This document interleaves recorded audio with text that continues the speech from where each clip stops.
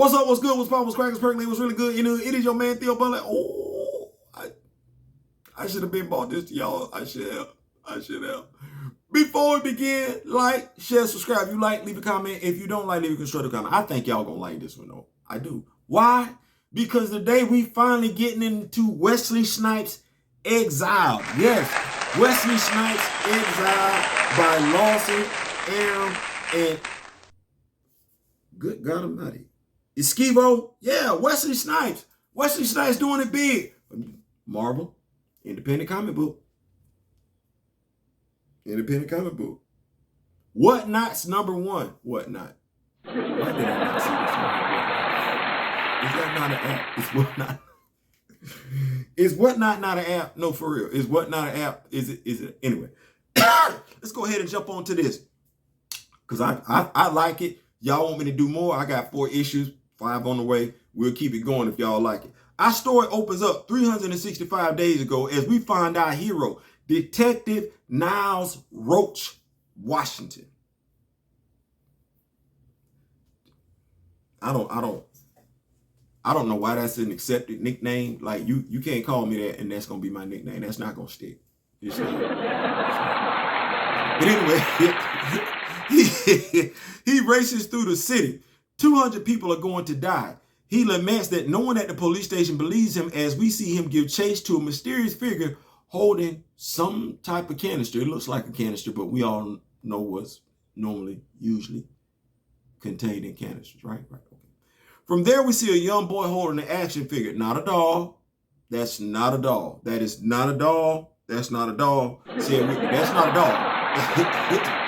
That's an action figure. He's holding an action figure in one hand and his mother's hand in the other in what appears to be some sort of religious ceremony, some type of religious sacrificial ceremony, because I don't know if y'all see the person in the background strung up on the yeah, they strung up back there. I don't Is this appropriate for a child? Is this appropriate for a child? Anyway, not to be deterred, Detective Niles is still giving chase as our mysterious figure was actually carrying some sort of bomb that the young boy nosily discovers. Like the figure then put, he got it. The little boy walk up, he like, and the dude like,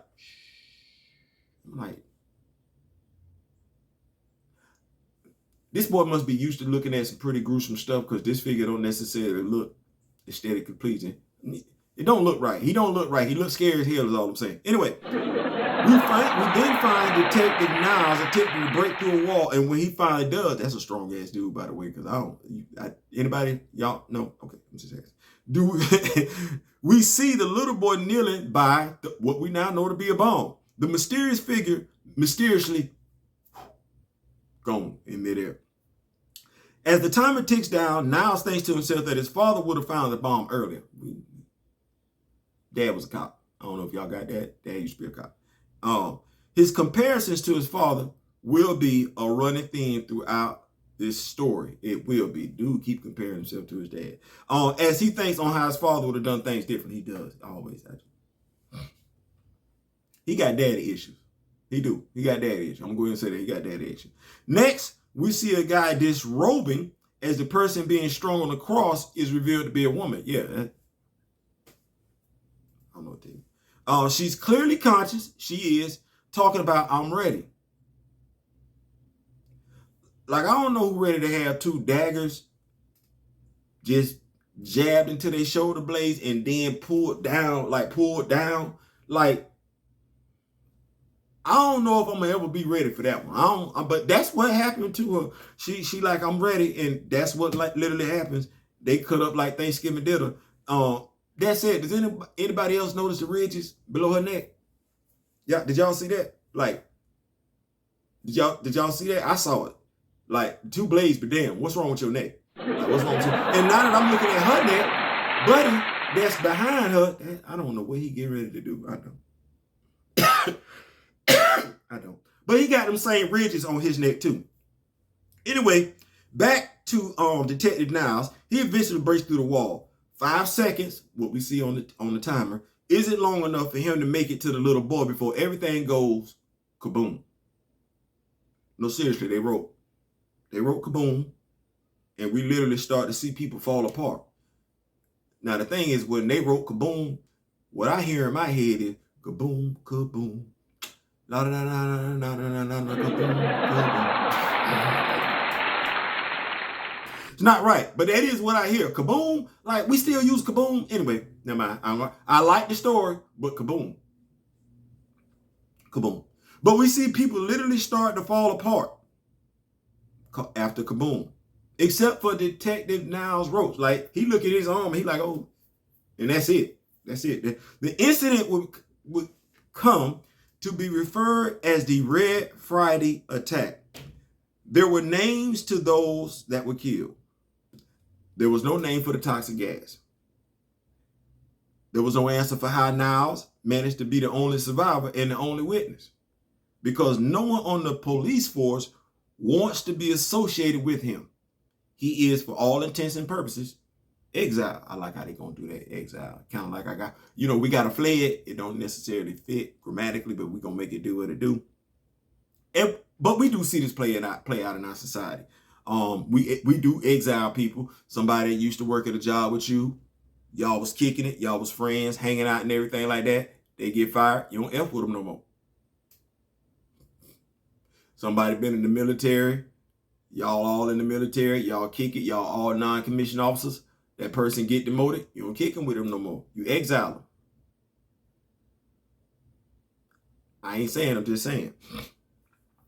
That said, 365 days later, we see Detective Connor Lee, who's wearing, no, I'm not going to tell that joke. I started to. I'm not going to tell that because folks be listening to stuff, and I don't want to get in trouble. But he looked like he wearing a mask for the, you know how people was wearing masks a couple of years ago, how some people still wear masks? That looked like an updated version of that mask. Yeah, I'm going to say that right there. Like I said, I'm not going to do that because I like my channel. Anyway, Detective Lee is a shoot first, shoot second, shoot third, fourth, and fifth type.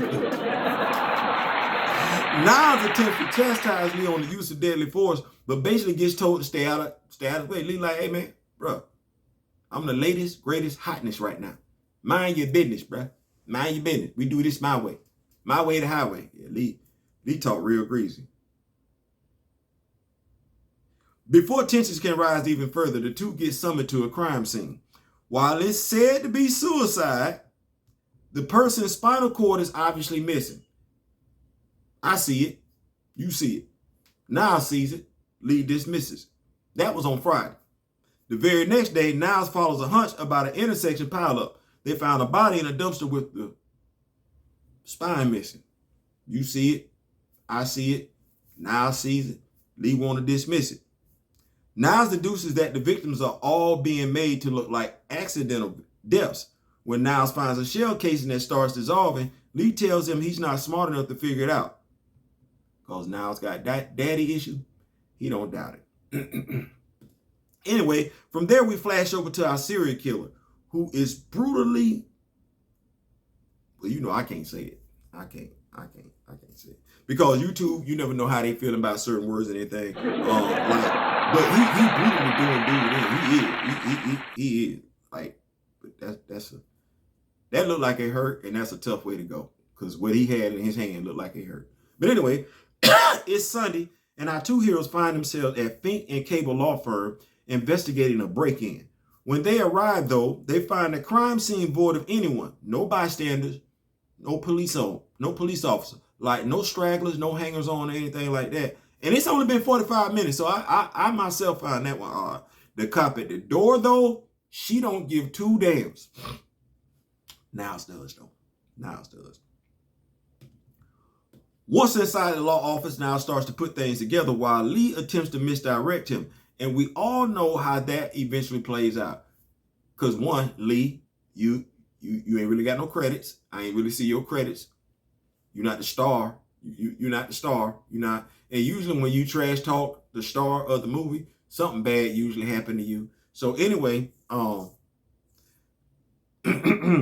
Niles starts to put things together while Lee attempts to misdirect him. Like I said, we know how that plays out.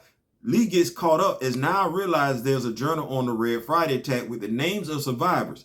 But let history tell it. The only person who lived was Niles. One passenger 57, roundhouse kick later. And that's what this reminded me of. Like, but he looked like Wesley Snipes. Don't do that. He looked like Wesley Snipes from Passenger 57. He don't look like Wesley Snipes from Passenger 57. He don't. How about Wesley Snipes from Drop Zone? He look like him? He don't look like Wesley Snipes from Drop Zone. Y'all tripping. That's Wesley Snipes from Passenger 57.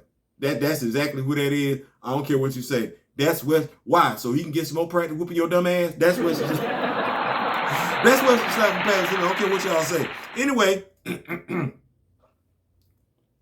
Lee asked Niles if he wants to get exiled again, but Niles at this point don't care. As far as he's concerned, he's already lost everything. 1 second, we see Lee get a text.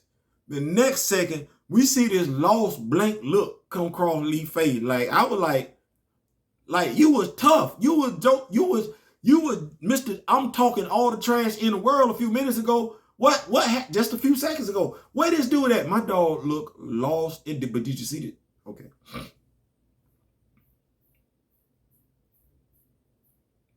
Anyway, we get kaboom. Kaboom. I'm still kaboom, kaboom. La da da da da da da da. Is it shaboom? Shaboom, shaboom. It's still good. S-H-A, K-A, K. It's still right. Shaboom, kaboom. Same thing. Anyway, the next second, like I said, we got that kaboom. The cop downstairs, now she want to do something. Now she want to call for backup and everything like that. We see Lito with a piece of debris sticking up out his chest, like it ain't looking good for my dog. It ain't. It's not looking good. But Niles looked like he did during the first time we heard kaboom. He just got a little rubble on him and everything like that. But that ain't it though. That ain't it. That ain't it. Lee tells Niles there are things he doesn't know. As we see that mysterious serial killer, that dude, we see him appear in the foreground. No, like seriously, when we see he's in the foreground and they in the background. So, but we see him in the foreground. He grabs Lee by the back of his head. By the back of his head, he do. Like, inserts his mighty spinal cord snatching axe. That's what I'm calling it. His mighty spinal cord snatching axe. And yeah, that's it for Detective Lee. That's also it for this story. So if you want to know more and everything, let me know in the comment section. I'll make sure I bring y'all more stories of Exiled. But I like it. I ain't saying, I'm just saying. Peace. Oh, before y'all go, don't do that. Like, share, subscribe. We on our way to 800. I see we're at 791. Thank you. Oh, Jesus, boy, it's tough. It's tough. I see we're on our way to 800 and everything like that. Once we get to 800, let's keep going till we get to 1,000. I ain't saying, I'm just saying. Peace.